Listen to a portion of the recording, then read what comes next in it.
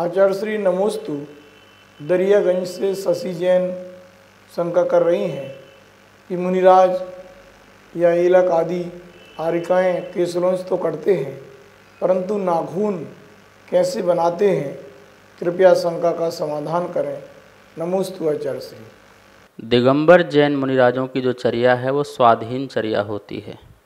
उनकी चर्या एक भी ऐसी नहीं होती है जो पराधीन हो, जो दूसरों पर आधीन हो। यदि पराधीन चर्या होगी तो फिर वो उनका जो है हीन दीन भाव से रहना पड़ेगा। इसलिए उनकी चर्या वीर चर्या होती है। इस कारण वो स्वाधीन चर्या करते हैं। जिससे केस बड़े हो जाते हैं तो उनको अपने ही हाथों से निकाल करके अलग कर देते हैं। ऐसे ही जब नख आदि बढ़ जाते हैं तो मुनिराज किसी भी पाषाण आदि के माध्यम से उसको घिस लेते हैं। पानी में, गर्म पानी में डाला तो वो मुलायम हो जाते हैं, या तो उनको ऐसे निकाल लेते हैं या फिर किसी भी पत्थर में घिस लेते हैं। किसी पत्थर को, छोटे से पत्थर उठा करके पैर के भी घिस लिए जाते हैं। इस प्रकार से वह जो हैं किसी अस्त्र और शस्त्र का उपयोग नहीं करते हैं। कोई कैंची, चाकू आदि का उपयोग नहीं करते हैं। कोई भी यंत्र का उपयोग नहीं करते हैं। नेचुरल, क्योंकि कोई भी कैंची आदि का उपयोग करेंगे तो कैंची मांगना पड़ेगी, श्रावक से मंगाना पड़ेगा, उसका भी ध्यान रखना पड़ेगा, उससे हाथ पसारना पड़ेगा। ऐसी चर्या हमारे जैन दिगंबर मुनियों की नहीं होती है। वे जो हैं स्थिर और जिनकल्पी के भेद से दो प्रकार से होते हैं। जंगलों में भी रहते हैं, चैत्यालय धर्मशाला आदि में रहते हैं। तो जब जंगलों में रहेंगे तो फिर किससे क्या मांगेंगे, इसलिए वहीं पर जो पाषाण आदि होते हैं उनमें घिस कर के वह नख आदि को निकाल लेते हैं और वो स्वाधीन चर्या का पालन कर लेते हैं। आचार्य श्री नमोस्तु।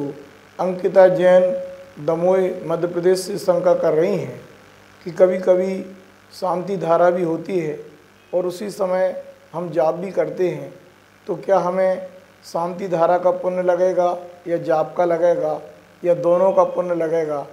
कृपया शंका का समाधान करें। नमोस्तु आचार्य श्री। मन, वचन, काय ये तीन की क्रियाएं यदि एक होती हैं तो हमें बहुत ज़्यादा पुण्य की प्राप्ति होती है। जो मन में चल रहा हो वो वचन में हो, जो वचन में हो वो तन से हो, तो शुभ कार्य उससे ज़्यादा पुण्य मिलता है। यदि हम मन से शांति धारा के भाव रख रहे हैं, उस समय वचनों से उच्चारण भी कर रहे हों और काया से उसकी अनुमोदना भी हो रही हो, तो इससे हमें ज़्यादा पुण्य की प्राप्ति होती है। अभी मन शांति धारा में है और काया में जो है वो माला है, तो इस प्रकार से माला जा रही है। तो इसमें क्या होगा, जो उपयोग शांति धारा के लिए होगा तो शांति धारा संबंधी पुण्य लगेगा, और जब आपका शांति धारा में उपयोग नहीं गया और उपयोग आ गया माला में, तो फिर आपको माला संबंधी जो है पुण्य मिलेगा। तो इस प्रकार से आपका प्रति क्षण जो है उपयोग शांति धारा से माला में, माला से शांति धारा में, या किसी पाठ में या अन्य किसी कार्य में, तो जहाँ जहाँ जा रहा है तस् संबंधी जो विकल्प है उस विकल्प संबंधी ही आश्रय होगा। उस रूप ही फिर पुण्य का या पाप का जो भी है संचय होगा। माला करते करते भी ये शांति धारा देखते हो सकता है दोनों चल रही हैं, लेकिन उपयोग जो है हमारा घर में हो, परिवार में हो, दूसरों को नीचे गिराने का हो, या शांति धारा जो कर रहे हैं उसके प्रति देखो बीच में आ जाता है कैसा आदमी, कैसा इंसान है, बेवकूफ़ है आदि दुनिया भर के आप जो है उसको आर्त और ध्यान कर सकते हैं उस समय। तो उस समय आपका जो है, जो कि आप मंदिर में बैठे हैं, काया संबंधी जो है आप शुद्ध हैं और काया से आप पाप नहीं कर रहे हैं, इसलिए पुण्य का बंध है, लेकिन उपयोग संबंधी जो है वो आपका पाप का भी आश्रय चल रहा है।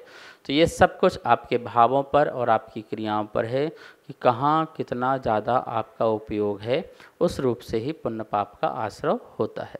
नमोस्तु आचार्य श्री। पुष्पा जैन जयपुर से शंका कर रही हैं कि हमारे कौन से कर्म का उदय है कि हम धार्मिक कार्यों में आगे बढ़ना चाहते हैं, परंतु कहीं ना कहीं कोई कर्म का उदय आता है तो हमें बाधा होती है। ऐसा हम क्या कर्म करें जिससे हम आगे बढ़ सकें? कृपया शंका का समाधान करें। नमोस्तु आचार्य श्री। धर्म कार्य में बाधा, देखिए जब आसाता वेदनी कर्म का उदय आता है और अंतराय कर्म का उदय आता है, इन दो कर्मों के कारण जीवों को बहुत सारे कार्यों में बाधा आती है। जैसे आसाता कर्म का उदय, शरीर में आ गया, बीमारी हो गई और ऐसी बीमारी हो गई जिसका इलाज नहीं हो पा रहा है, तो अब निश्चित ही धर्म कार्य में बाधा आ जाती है। आप मंदिर जाते थे, रोज़ पूजा पाठ करते थे, स्वाध्याय करते थे, सामायिक करते थे, व्रतों का पालन करते थे। अब औषधि के कारण, दवाई के कारण आपके व्रत भी टूट रहे हैं और अन्य बहुत सारे कारण उपस्थित हो रहे हैं।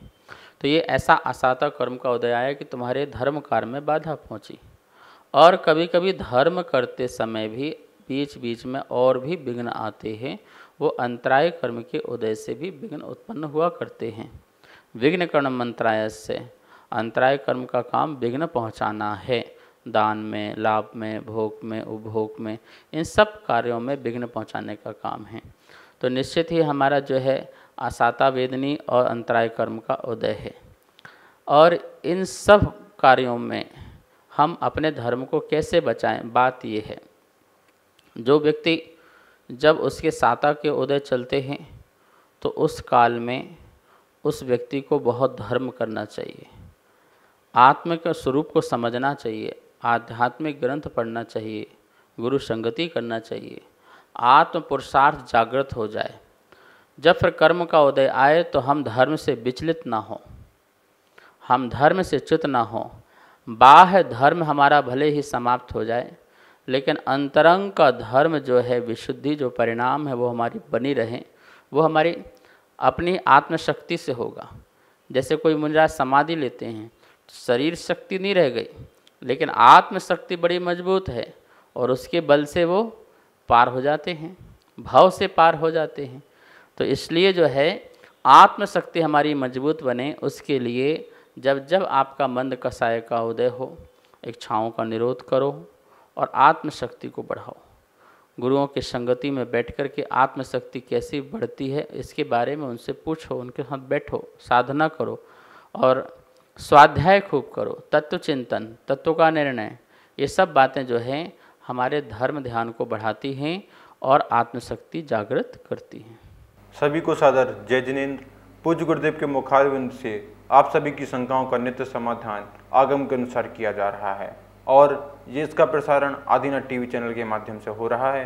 अगर आपके मन में किसी भी प्रकार की कोई भी शंका है तो आप हमें नीचे दिए गए नंबर पर बेझिझक भेज सकते हैं और आपकी शंका का समाधान पूज्य गुरुदेव के मुखारविंद से आदिनाथ टीवी चैनल के माध्यम से किया जाएगा। तो आप हमें अपनी शंकाएं भेजें और पूज्य गुरुदेव के मुखारविंद से अपना समाधान पाएं और अपनी शंका का समाधान करें। जय जिनेंद्र।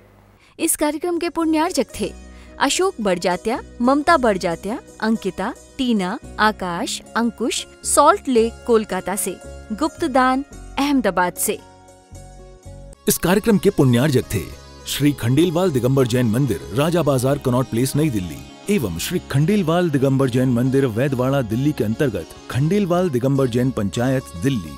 जिनेंद्र जैन नरपतिया अध्यक्ष, धीरज जैन कासलीवाल महामंत्री, विजय लोहाड़िया विक्की उपाध्यक्ष, गौरव पाटोदी मंत्री, विनोद पांड्या कोषाध्यक्ष।